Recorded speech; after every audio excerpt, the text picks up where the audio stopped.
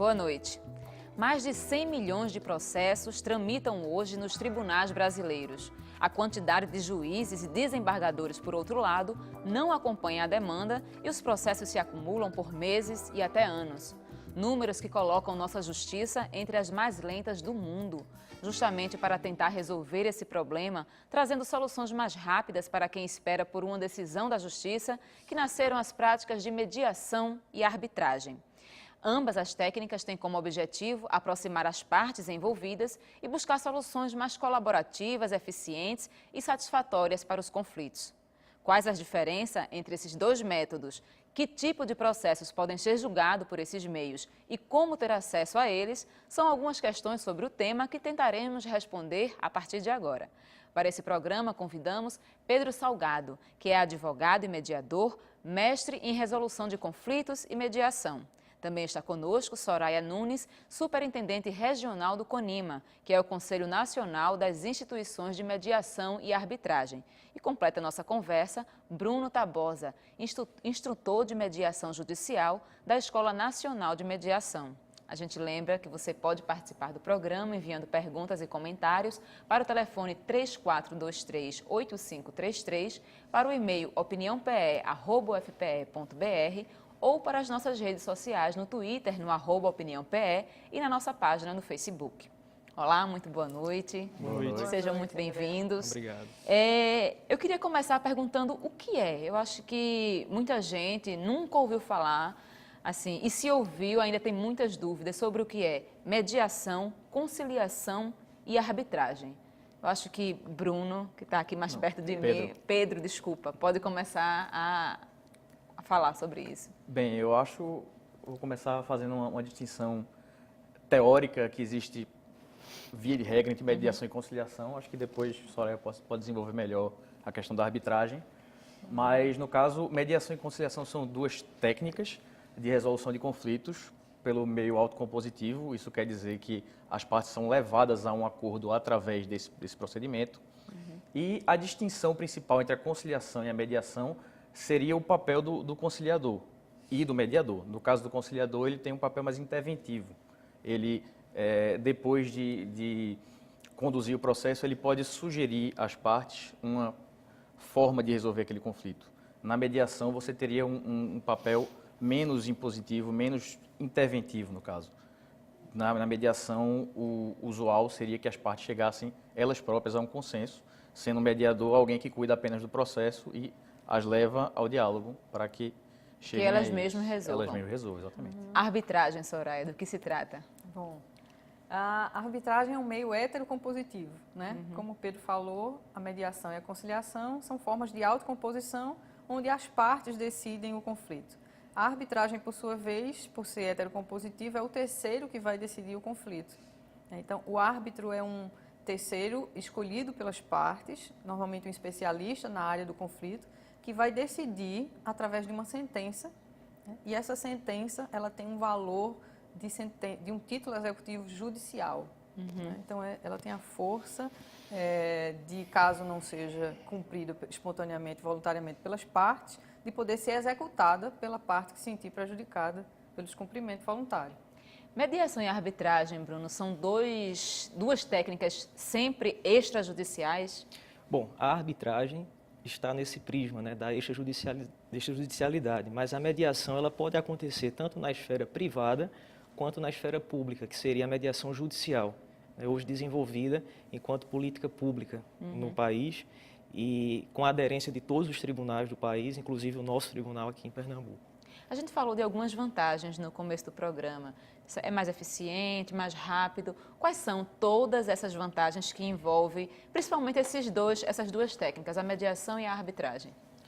Bem, eu gosto de pensar que a principal vantagem, a que tem que ser colocada primeiro, não é exatamente a parte da eficiência, da rapidez.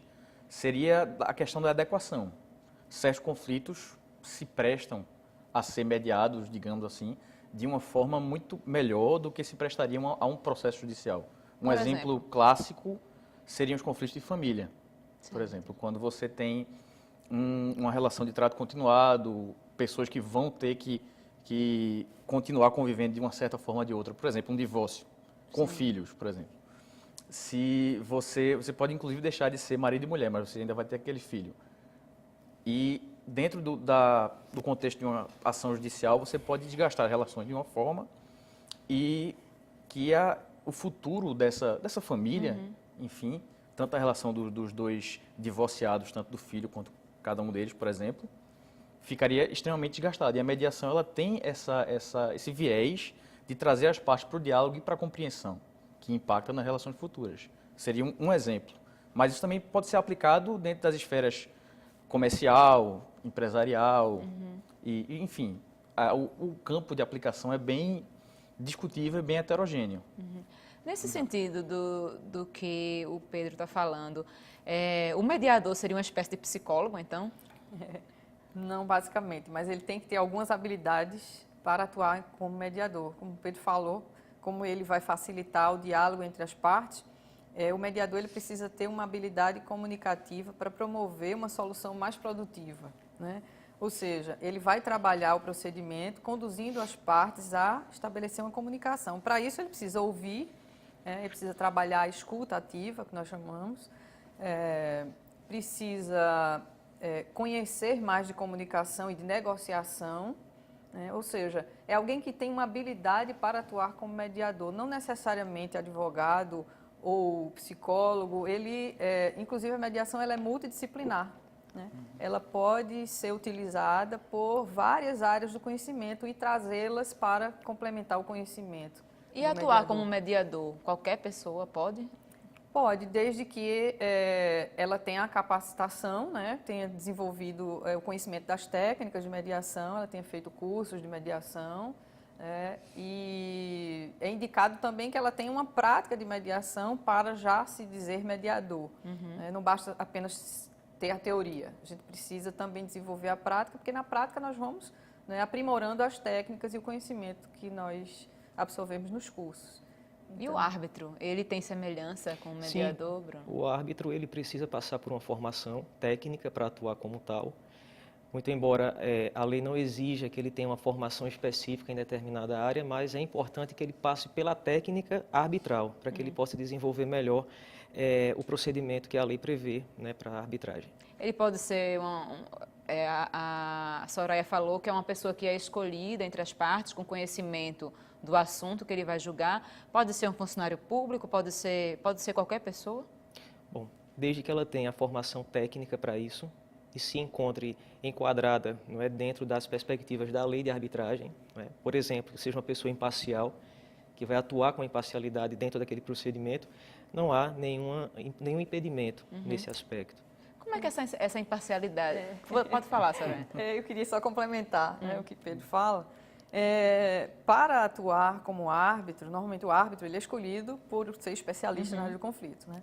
Então, numa questão de construção civil, é comum que se escolha um dos árbitros, pode ser feito um painel de árbitros, né? 3 árbitros, normalmente são ímpares.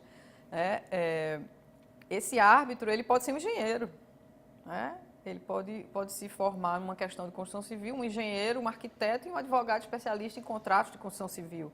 É possível formar um painel, né, multidisciplinar. Isso, inclusive, traz um espectro de áreas de conhecimento que você não encontra no judiciário.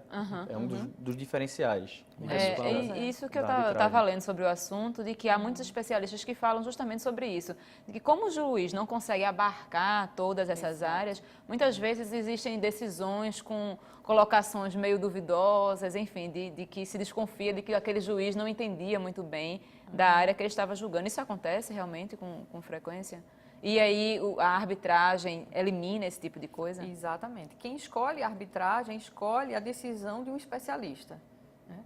Eu escolhi aquele profissional porque ele conhece profundamente aquela área, né? E ele vai ter uma facilidade maior e uma melhor compreensão do contexto onde está inserido o conflito.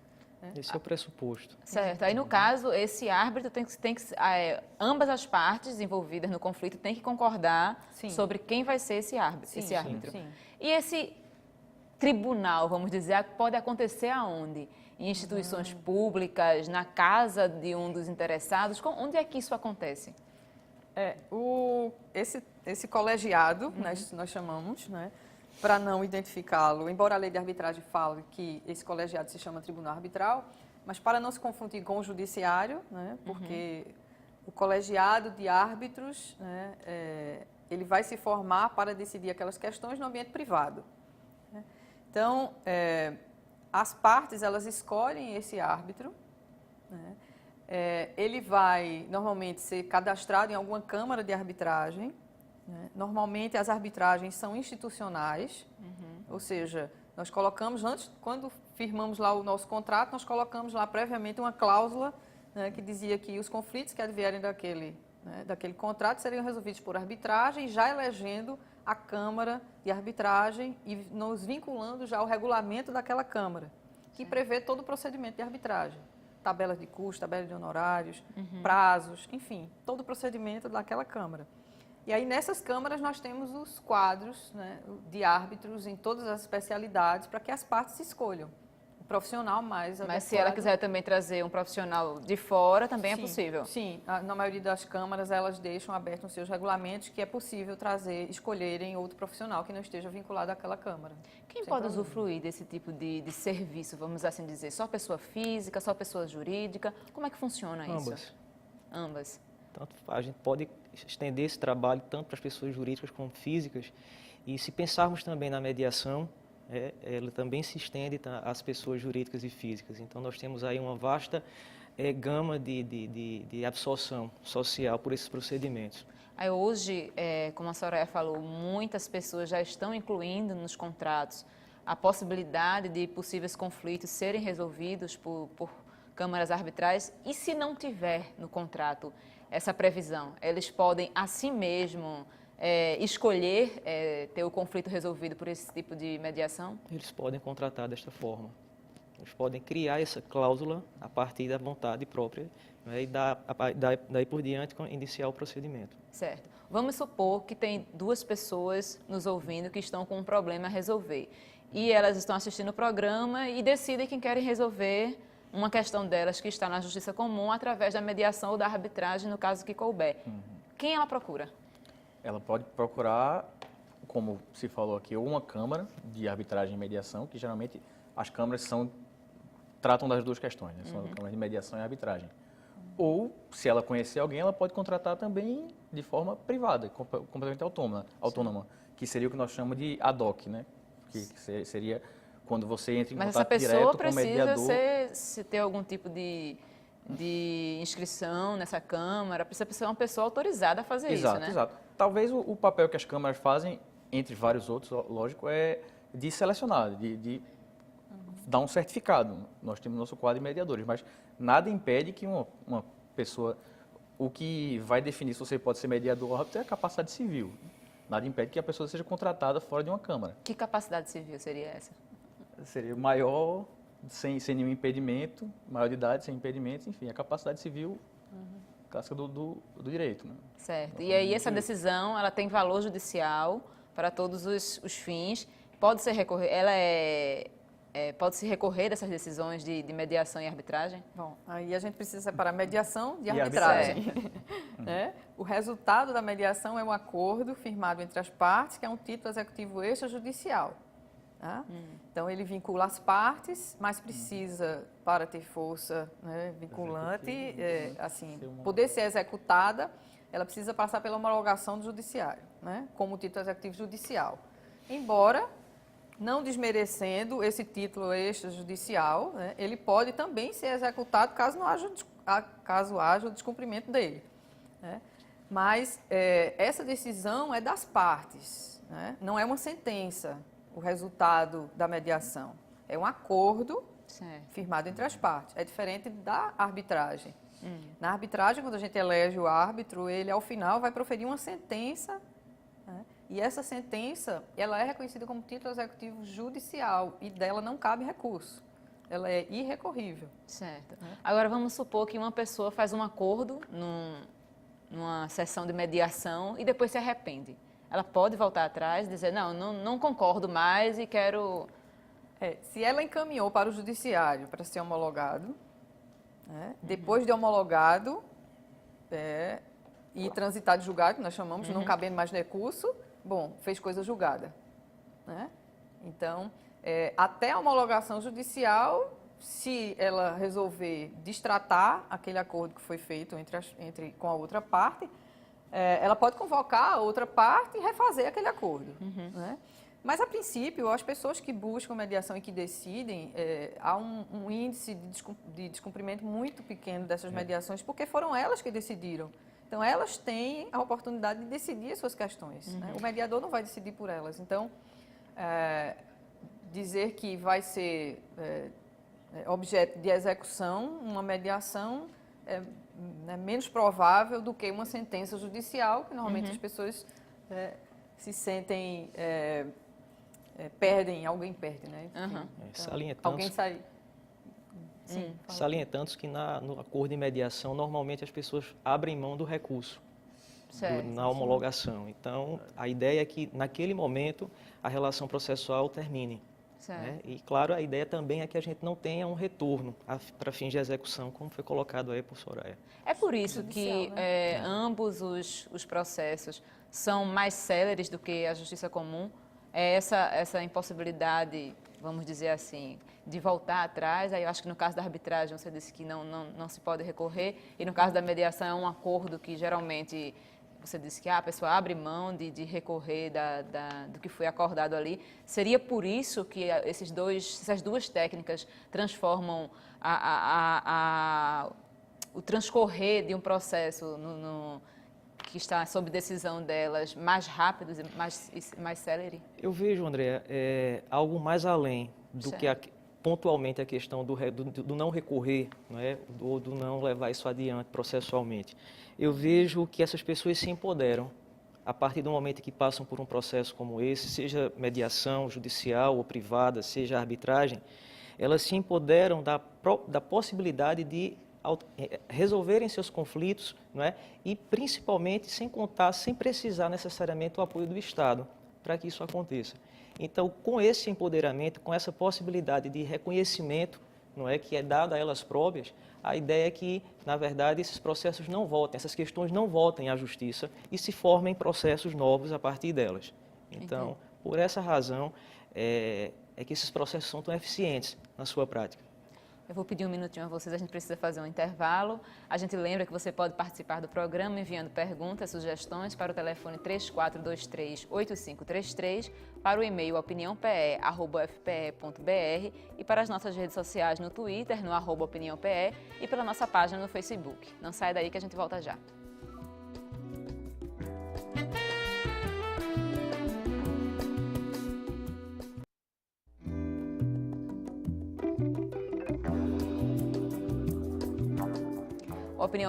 Opinião Pernambuco está de volta. Hoje falamos sobre mediação e arbitragem. Para o programa, convidamos Pedro Salgado, que é advogado e mediador, mestre em resolução de conflitos e mediação.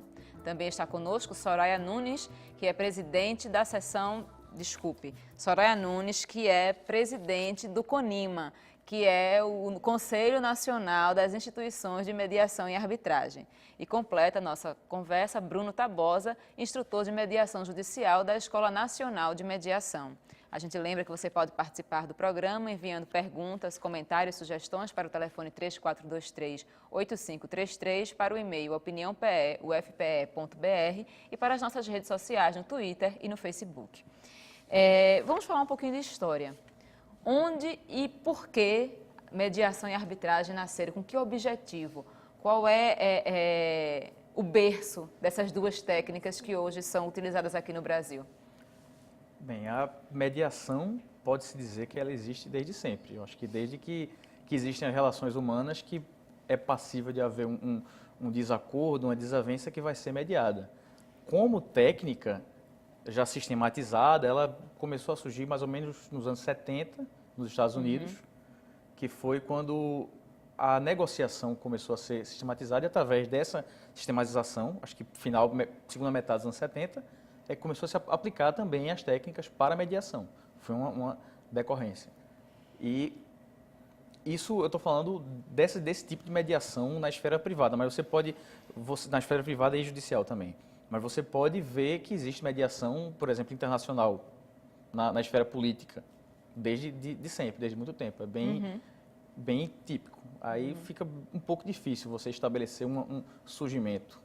Arbitragem, principalmente no Brasil, mediação e arbitragem, quando foi que começou e quando foi que começou a ser realmente utilizada as duas técnicas?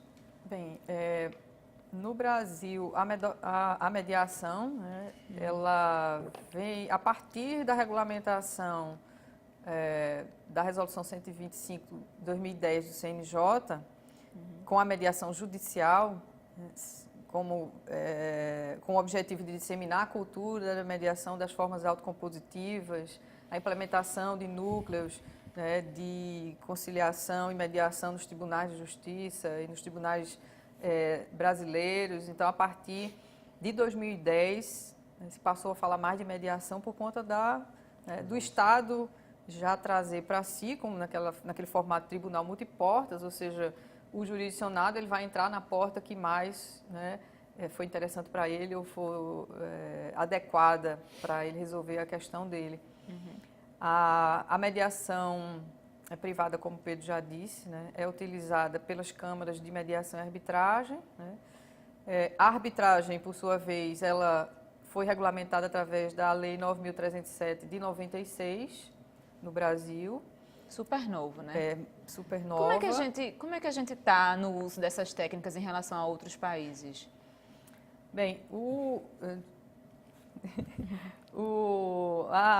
a instituição mais antiga que eu tenho conhecimento, que eu me recordo agora, é o American Arbitration Association, que nós chamamos de AAA, né, que tem sede em Nova York, que ele tem mais de 100 anos de existência. Né, então, a arbitragem internacional já é desenvolvida há muitos anos, né, enfim, décadas aqui no mundo. No Brasil, parece que na década de 80 é que a primeira instituição foi, a primeira Câmara de Comércio, parece que a Câmara de Comércio Brasil-Canadá foi instalada em São Paulo, e a partir daí várias outras instituições. Nós temos o INAMA, que foi instalado em 91 em São Paulo, e de outras tantas instituições sérias no Brasil. Nós temos várias instituições que realizam a arbitragem com muita seriedade, e são utilizadas, inclusive, nos contratos internacionais. A Soraya falou em fórum multiportas. O que seria isso? Bom, quando nós pensamos aí na ideia das várias alternativas que são colocadas ao jurisdicionado, né, ao cidadão, para que ele possa ter acesso à justiça. Então, nós temos aí o tradicional processo, que, diga-se de passagem, vem aí com a nova roupagem, né, com o novo Código de Processo Civil. Mas, ao lado do processo tradicional, essas outras ferramentas foram colocadas à disposição da sociedade. Então, nós temos a arbitragem, nós temos a mediação privada, a mediação pública, a própria negociação, em seu sentido maior, em seu sentido lato, também é uma alternativa colocada à disposição da sociedade para que seus conflitos sejam resolvidos. Então, nós pensamos que esse conjunto de alternativas, ao lado do processo tradicional, é o que mostra para nós o que vem a ser esse multiportas oferecido pelo Estado à sociedade. Dentre elas, claro, o nosso destaque maior hoje são a mediação e a arbitragem. Isso já funciona na prática aqui em Pernambuco? Nós já temos um fórum multiportas? Digamos que está bem incipiente. Eu acho que ainda tem uma grande barreira à adoção da mediação e a arbitragem, que é uma barreira cultural. Muita gente não procura porque não tem consciência, não conhece, enfim, não sabe o que é. Mas a perspectiva é que o crescimento venha. A mediação, no caso, nós não temos lei ainda. A arbitragem, a lei já tem seus 18 anos para 19. A mediação o projeto ainda está tramitando no Legislativo.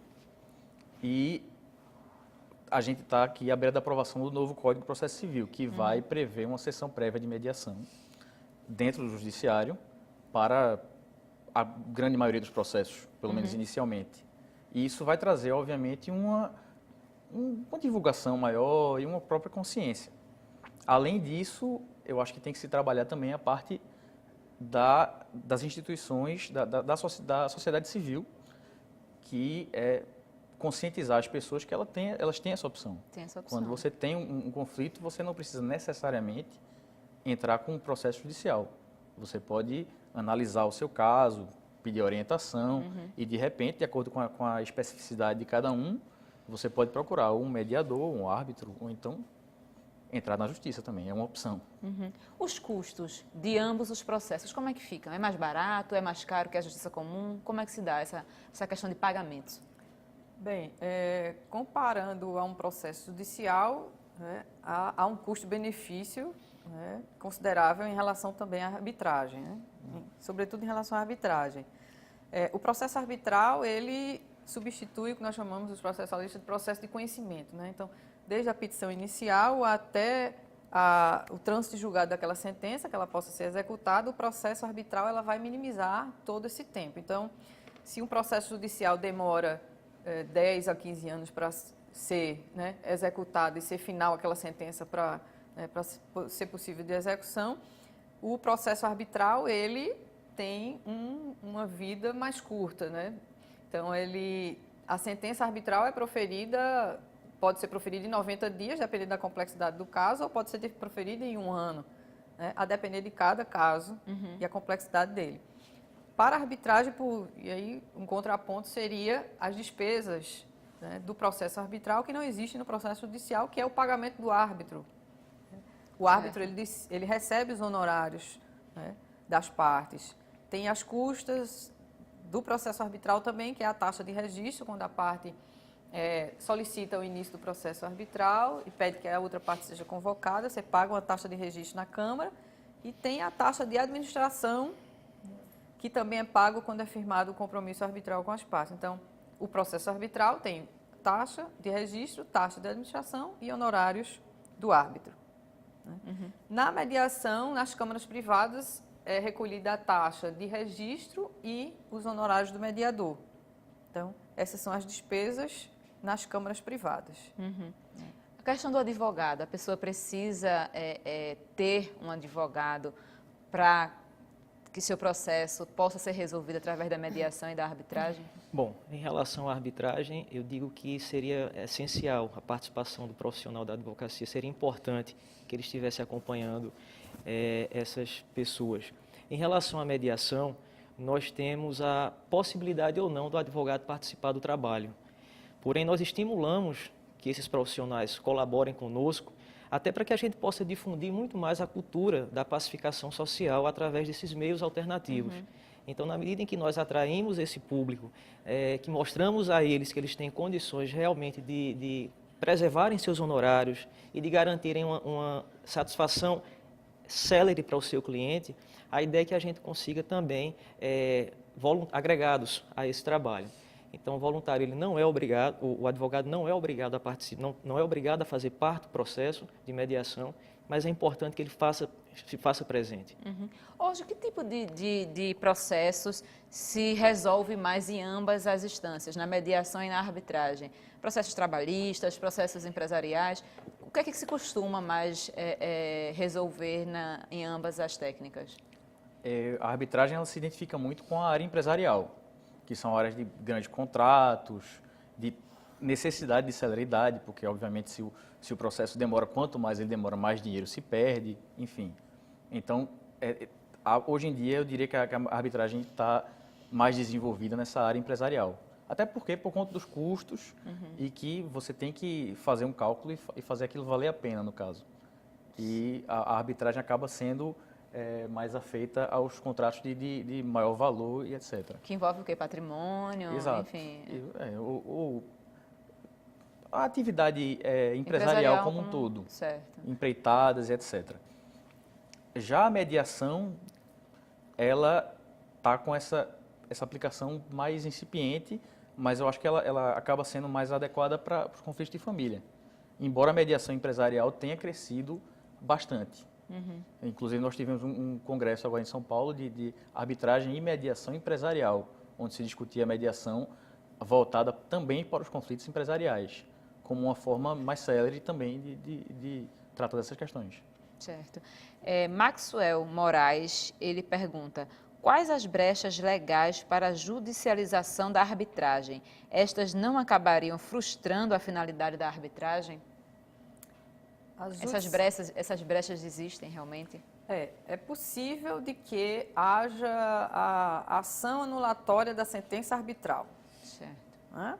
Então, eu entendo que a brecha aí seria de judicializar um processo arbitral, seria nessa possibilidade de anular a sentença arbitral por um vício dessa sentença. Ou seja, por exemplo, o árbitro ele estava impedido de atuar como árbitro, ele era envolvido com uma das partes, ele era parente de alguma das partes, ele não podia ser árbitro ali. Quebrou a imparcialidade do árbitro, ele ficou, né? Ele está ali suspeito, impedido de atuar como árbitro, então é passível de uma ação anulatória judicial, né, para desfazer aquela sentença.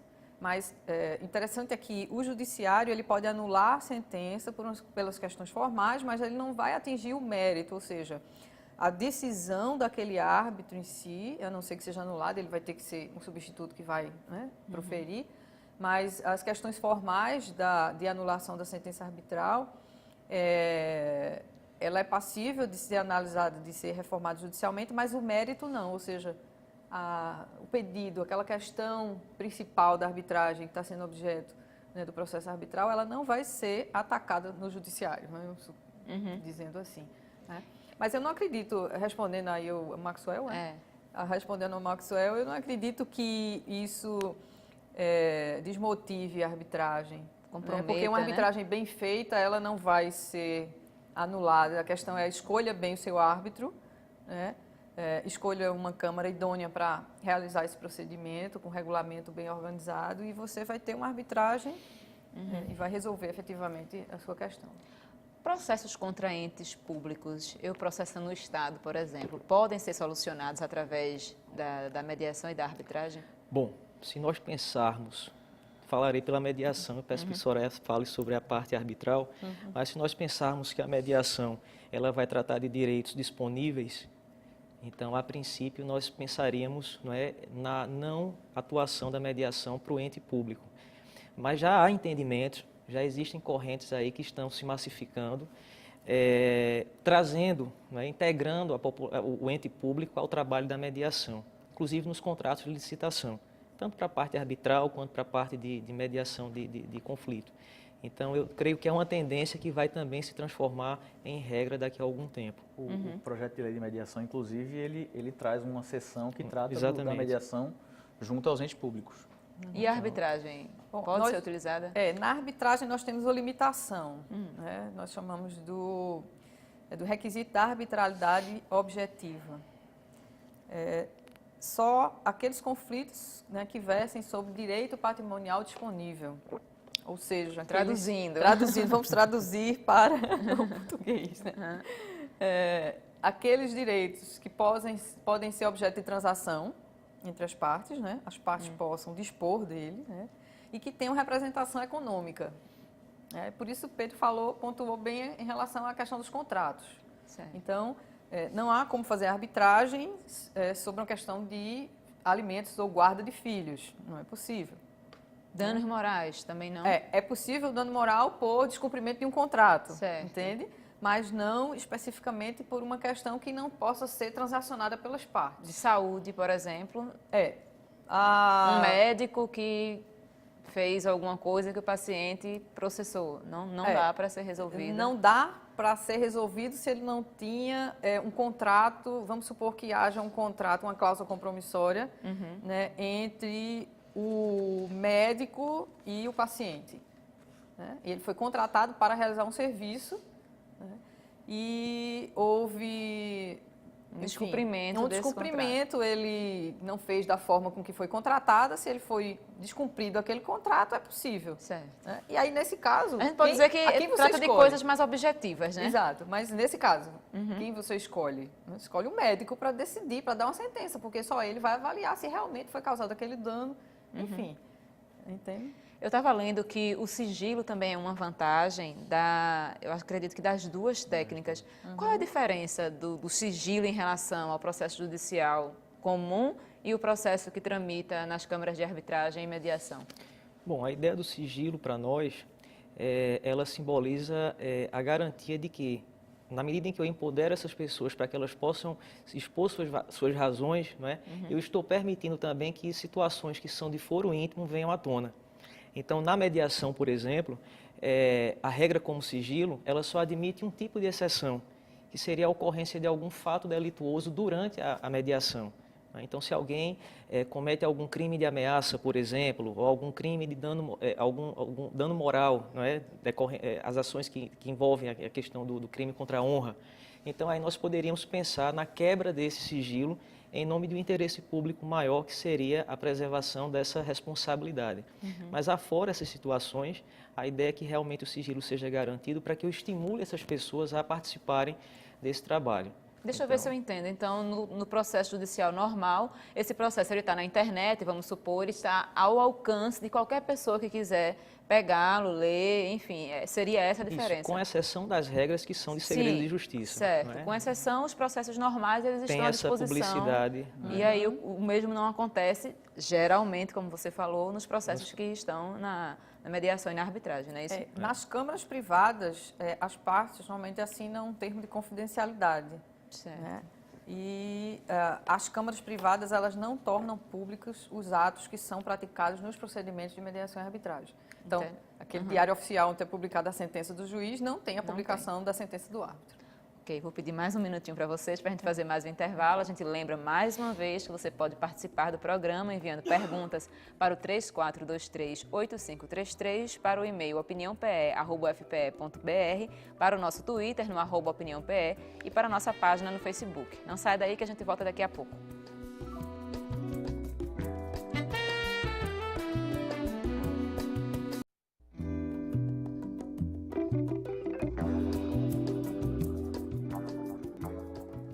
Estamos de volta com a Opinião Pernambuco. Hoje conversamos sobre mediação e arbitragem. Vamos falar de prazos. Os trâmites na mediação e na arbitragem obedecem aos mesmos prazos do Código de Processo Civil, como os que estão na Justiça Comum? Não necessariamente. No caso da mediação, acho que não é tecnicamente preciso se falar em prazo. Você vai ter sessões de mediação que são combinadas entre as partes e os mediadores, e essas sessões devem se estender, eu diria que numa média de 4 horas por sessão, até que o caso seja resolvido. Não seria. Na arbitragem, aí depende muito do regulamento da Câmara de Arbitragem que foi escolhida, ou até da convenção entre as partes e os árbitros. O que deve imperar é a liberdade de contratação, né? Uma das vantagens do processo arbitral e do procedimento de mediação é a flexibilidade. Exato. Né? Então, as partes, elas podem flexibilizar na arbitragem. Existem alguns prazos, os regulamentos prevêem alguns prazos, mas esses prazos podem ser flexibilizados de acordo com a vontade das partes e a concordância do árbitro. Então, um prazo que seria para as alegações iniciais de 15 dias, dependendo da complexidade, pode ser reduzido. Uma parte pode propor, né? Vamos combinar 10 dias, já que não há uma necessidade de tanto prazo para poder adiantar mais a questão do prazo da sentença. Então, pode ser diminuído esse prazo ou aumentado, dependendo da complexidade. Então, em relação à arbitragem, pode ser flexibilizado. Em relação à mediação, nós não estabelecemos prazos, não há prazos, né? Mas o procedimento, inclusive, pode ser flexibilizado. Então, uma sessão que nós combinamos de marcar, inicialmente numa mediação privada, 4 sessões de mediação. Se for necessário, nós podemos realizar mais sessões ou diminuir a quantidade de sessões. Sobretudo nas relações de família. Né? Então, assim... Então, obrigatoriamente, o caso não se resolve em uma sessão apenas, não. Isso pode variar também. Varia. Aí a depender da complexidade do caso, da necessidade, das questões que vão ser trazidas. Porque a mediação, ela trabalha questões, além das questões objetivas, né, do acordo, enfim, que pode ser resultado de uma mediação ou não, mas o foco é solucionar o conflito das partes. E aí, normalmente, nós temos 2 questões para serem resolvidas. Uma é a questão da comunicação. Né? Porque o que nós percebemos é que as pessoas chegam ao conflito por falta de diálogo. Né? E esse conflito ele vai cada vez mais maximizando o seu potencial por conta de não comunicação entre as partes. Então, uma questão é a comunicação. E outra questão é o objetivo da mediação, o que trouxe vocês aqui, né? É uma questão de guarda, é uma questão de regulamentação de visita, fixação de pensão alimentícia, descumprimento de um contrato, enfim, as questões que foram trazidas na mediação. Uma das grandes vantagens da mediação é que ela trata o conflito não apenas do ponto de vista jurídico, mas do ponto de vista psicológico e etc. Você tem uma resolução muito mais abrangente que vai, como o Soraya falou, resolver de fato o conflito, e não a questão patrimonial e jurídica dele, que é o que você tem numa sentença adjudicatória, que é o modelo do judiciário. Quem garante e como se garante a imparcialidade e a transparência dos árbitros e mediadores? A gente estava falando aqui que tem que ser pessoas capacitadas, tal, mas como é que isso é garantido para quem procura esse tipo de serviço?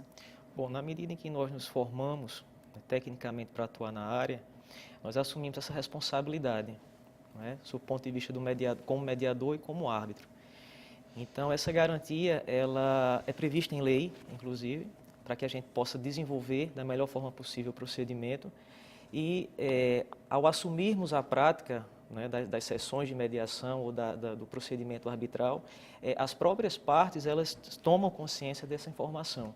Né, e aí, se for o caso, né, se ficar claro que houve uma violação a esse preceito, a essa orientação, existem os instrumentos cabíveis para que esse árbitro ou esse mediador seja responsabilizado. A ideia, portanto, é que a gente mantenha total sigilo dentro daquela regularidade de trabalho e, ao mesmo tempo, que mantenhamos essa imparcialidade. Está valendo que ainda existe muita resistência por parte dos profissionais da área de direito quanto às práticas de mediação e arbitragem. Por que essa resistência?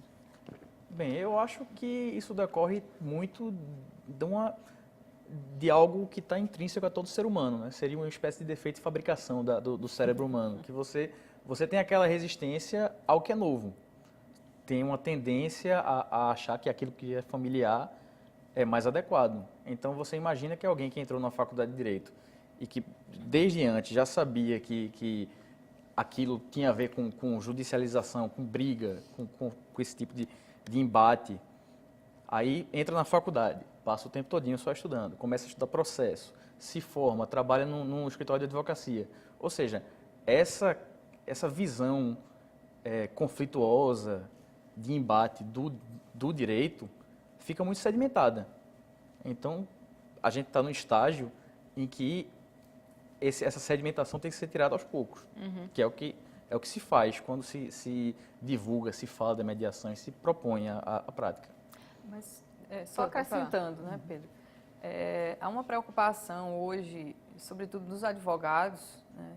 A própria OAB tem trabalhado nesse sentido. A OAB, a federal, ela tem apoiado as ações e indicado as OABs, as seccionais das OABs que instalem as suas comissões de mediação e arbitragem. Nós temos aqui em Pernambuco, né, instalada a Comissão de Mediação e Arbitragem. Nós temos a Câmara de Mediação e Arbitragem na OAB de Pernambuco para trabalhar aquelas questões dos nossos colegas. Então, é possível de realizar a mediação e arbitragem e, com isso, nós estamos disseminando a cultura para os advogados. Então, se antes havia resistência, hoje já há uma prática maior, né? Os próprios advogados, se o advogado não conhece de mediação e arbitragem, os seus clientes que conhecem vão buscá-los e eles precisam estar preparados para, né, tanto advogar em processos na defesa dos seus clientes, como também é uma possibilidade deles atuarem como mediadores e árbitros. Então, hoje já se tem uma menor resistência, a maior resistência eu acredito que tenha sido, mas os que ainda resistem é porque não conhecem. Né? Porque depois que conhece, todo mundo se apaixona por mediação e arbitragem, não tem jeito. Bruno, está querendo falar? Não, concordando com a Soraya. Inclusive, não existe grandes óbices à prática de mediação e arbitragem, porque a gente não está propondo uma dicotomia entre judiciário e mediação e arbitragem. A gente está propondo que existe uma coexistência. Até porque, pela quantidade de processos que tramitam hoje no Brasil, o processo é o que não vai faltar para a justiça, né? É importante, o Pedro falou da coexistência. Há uma colaboração do judiciário. Né? Nós percebemos que... É isso que eu ia perguntar. Como é que o poder público está lidando com isso hoje? Ele tem colabora. Fomentado essa... Sim. Por ser, sobretudo, mediação judicial é uma política pública. Né? Então, a implementação e a disseminação das formas de autocomposição hoje faz parte como política do próprio Estado, né? Então, ele tem incentivado que as pessoas estejam capazes de resolver os seus conflitos, seja por mediação, seja por conciliação, seja por negociação direta. A questão é que nós não temos a cultura de buscar a solução diretamente com o outro. E, normalmente, nós já sabemos que o Estado está ali, então nós utilizamos do Estado. Mas, como você falou no início, nós temos 100 milhões de processos congestionados dentro dos nossos tribunais e precisamos, né, fomentar a pacificação, ou seja, como é que se faz justiça e acesso à justiça com essa quantidade de processos. Então, isso retrata a postura nossa, da sociedade, que tem buscado sempre litigar, né, ao invés de resolver as questões, né? Então, e aí tem se incentivado essa busca de solucionar efetivamente os conflitos. Porque o processo, ele entrega o direito, mas o conflito fica lá contido, né? Ele não tem o condão de resolver aquelas questões que ficam lá e que o processo não Bruno, sobre posso falar? esse ponto de vista do fomento, né, da política pública, nós já tínhamos colocado anteriormente, né, que hoje é um movimento nacional, né, impulsionado pelo Ministério da Justiça, em parceria com o Conselho Nacional de Justiça, através da Resolução 125, e nosso tribunal conta hoje com um espaço, né, que seria o nosso no PEMEC, chamado de Coordenadoria Geral do Sistema de Resolução Consensual e Arbitral. Então, esse sistema ele tem uma parte administrativa, que cuida da formação, da capacitação, da supervisão e de outras atividades inerentes à prática da mediação e da conciliação na esfera pública, mas nós contamos também com o apoio da sociedade civil a partir dos convênios que são celebrados com as faculdades de direito. Então, nós temos as câmaras de mediação, conciliação e arbitragem que hoje funcionam nas faculdades, né, como um braço, como uma extensão do tribunal, para que a atuação da mediação ela aconteça de uma maneira mais ampla, né, atendendo a uma quantidade maior. E comece mais cedo, né, essa E conscientização. começa mais cedo, né? aquilo que Pedro estava falando inicialmente, né, dessa formação que o acadêmico começa a ter, em paralelo ao processo, esse acadêmico começa a visualizar que existem outros caminhos. O sistema multiportas está aí para mostrar que isso é possível. Então, nós temos esse trabalho, sim, aqui no Judiciário Estadual e é uma realidade extensiva a todo o país. Então, nós vamos encontrar essas mesmas práticas em outros tribunais também. Acho que no Brasil o que não falta são leis, né? Assim, as leis são longas, muitas vezes confusas. Eu queria saber, a arbitragem em particular foge a esse padrão? Como é que as leis são usadas nas decisões arbitrais? A lei de arbitragem, ela regulamentou, né, o processo, deu a base, os princípios que vão nortear a arbitragem, mas o árbitro ele vai decidir de acordo com a própria legislação escolhida pelas partes para ser aplicada àquele caso. Então, as partes escolhem também a legislação que vai reger aquele caso. Exatamente. Nós seguimos o princípio da autonomia e da vontade das partes. Elas são autônomas para escolher quem vai decidir e escolher as regras que vão ser aplicadas ao caso. Então, ela pode escolher mas aí, escolhida, aquela lei que rege aquele caso vai ser usada também na arbitragem. Sim, no processo arbitral, no processo o árbitro ao decidir, ele usa a lei, ele usa a base, né? A base para fundamentar a decisão dele é a lei que foi escolhida pelas partes conjuntamente com ele, né? Nesse sentido, não precisa ter uma pessoa com noções de direito para proferir essa sentença. Quando a gente diz que pode ser qualquer pessoa que, enfim, que entenda daquele assunto, se for um assunto sobre arquitetura, por exemplo, se escolhe um arquiteto, mas como é que fica essa base legal que se precisa ter para se resolver questões de arbitragem? Bom, então, complementando o que a Soraya está colocando, eu havia falado anteriormente a importância do profissional da advocacia também no procedimento arbitral, porque ele legitima a formatação da sentença, do título judicial ao final, assim como também na mediação. O que a gente vai ter ali é um referencial legal. Então, ideal que essas bancas formadas por árbitros, elas tragam também na participação o profissional do direito, porque ele vai dar esse enfoque jurídico, não é? No fechamento do título, seja sentença, seja acordo. O que normalmente acontece, né, complementando aqui o que o Pedro falou, é que aquele aquele painel de árbitros, como eu disse anteriormente, sempre tem um advogado, vamos supor que seja um arquiteto, né? Então é comum se escolher não uma pessoa só, mas uma composição.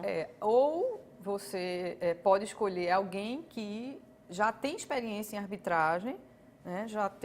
Nós temos vários engenheiros que já dão sentenças arbitrais que faz inveja a muitos advogados, né? Então, assim, são profissionais que aprofundaram conhecimento na arbitragem, são, né, árbitros, né, que já atuam há muito tempo e já se acostumaram às regras, né, da sentença arbitral, até porque a lei da arbitragem vem estabelecendo quais são os requisitos da sentença para ela não ser anulada, enfim. Esse profissional, ele conhece bem, ele já fez curso de arbitragem, né, ele já atuou em alguns painéis que não foi, né, aquele que redigiu a sentença, mas aquele que proferiu o voto, enfim. Então, a prática ela vai ensinando muito, né? E hoje nós temos vários, sobretudo na engenharia. Engenharia tem muito engenheiro que sabe fazer muito bem uma sentença. Questões criminais podem ser resolvidas no âmbito da arbitragem, da mediação?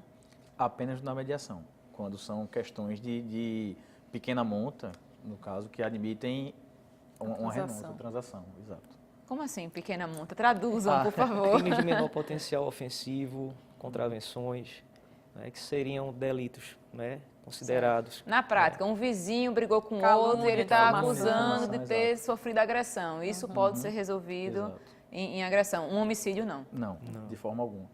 Certo.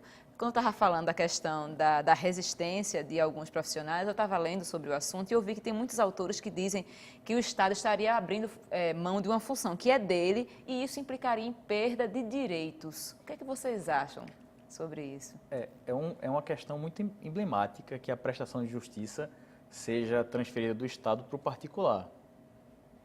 Realmente... É uma polêmica, então. É de se esperar que seja um assunto polêmico. Mas eu não acho que isso implique em perda de direito, não. Porque, muito pelo contrário, é em afirmação de autonomia e de direito. Porque a partir do momento que você tem a liberdade de escolher o melhor tratamento para o seu conflito, você não está perdendo direito, você está se afirmando como alguém que tem capacidade de exercer a sua vontade, a sua autonomia da vontade. Soraya, qual a sua opinião? Eu concordo plenamente. Acesso à justiça não quer dizer acesso ao Poder Judiciário, né? Eu tenho acesso à justiça quando eu vou buscar, através da arbitragem, resolver, né, as questões. A natureza jurídica da arbitragem, sobretudo, é uma natureza jurisdicional, né, no meu ponto de vista. Há controvérsias, há autores que, inclusive, discordam, acham que é meramente contratual, né? Mas, ao proferir a sentença, o árbitro está entregando uma prestação jurisdicional. Ele está decidindo, né? Ele está entregando a solução daquele conflito à parte, né, que buscou dele a decisão. E eu não considero que esse seja um impedimento ou um prejuízo ao direito da parte que vai buscar um especialista, até porque foi ela que escolheu. Quando ela escolheu aquele árbitro, ela sabia, ela analisou o currículo dele, identificou que ele tinha competência, né, e capacidade técnica para resolver aquela questão. Bruno, eu tenho 30 segundos. Eu valido a colocação dos colegas e complemento, né? Quando nós pensamos nessa discussão, é importante lembrar que o Estado que chancela é o Estado que acompanha. Então, tem uma lei de arbitragem que foi criada pelo Estado. Eu tenho um novo CPC que foi criado pelo Estado. Então, nós estamos o tempo todo tendo o acompanhamento do Estado. Então, a abertura de um espaço, mas é um espaço regulado, um espaço acompanhado, para que aconteça da melhor maneira possível. Gente, muito obrigada pelas respostas, muito obrigada pelos esclarecimentos. Uma boa noite para vocês. Obrigada. Queria desejar também uma boa noite para você que nos acompanhou até agora. Uma boa noite novamente e até o próximo programa.